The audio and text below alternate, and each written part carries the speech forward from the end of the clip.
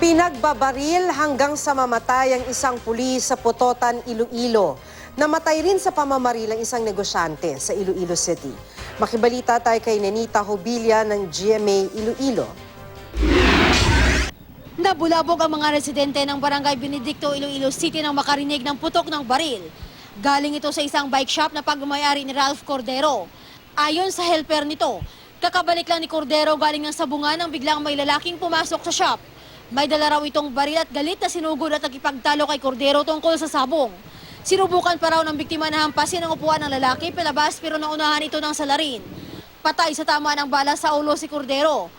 Nakuha ng mga otoridad ang isang basyo ng bala ng kalibre 45 baril at isang bala malapit sa mga patak ng dugo sa harap ng shop. Patuloy pang tinutugis ang suspect na kinilalang si Miguel Bangoy.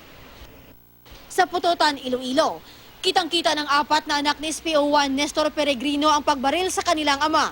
Sakay ng tricycle na ito si Peregrino kasama ang kanyang mga anak at pamangkin at papunta sa Haniway Police Station para sa kanyang trabaho. Nang harangin sila ng isang motorsiklong may dalawang angkas. Bigla na lang raw bumunot ng baril ang dalawang angkas at binaril ng 2 beses ang biktima. Siniguro pa raw ng mga salarin na patay na ito bago tumakas. Pag-overtake, gulpe mo na dulog si Papa. Tapos nakita ko tong 2 kalaki, gamod ang pusila. Tapos umutugin tiyo si Papa. Nagtamo ng tama ng bala ang biktima sa kaliwang balikat at tumago sa dibdib. May tama rin siya sa kaliwang mukha. Hindi naman nasaktan ng mga anak nito at ang kasamang pamangkin.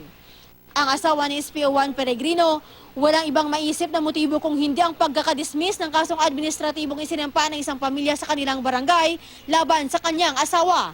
Hindi rin daw ito ang unang pagkakataong may nagtangka sa buhay ng kanyang mister. Dapat masurinder na sanda kay ipaano ko gil sir ang hustisya man nga matawan makahustisya ang pagpatay sa bana ko sir eh. Sa follow-up operation kahapon, may 2 suspect na hinuli ang pulisya. Kinilala silang sina Ricky Calambro at Benji Silagoria na positibo umanong kinilala ng mga bata. Wala pang pahayag ang mga suspect.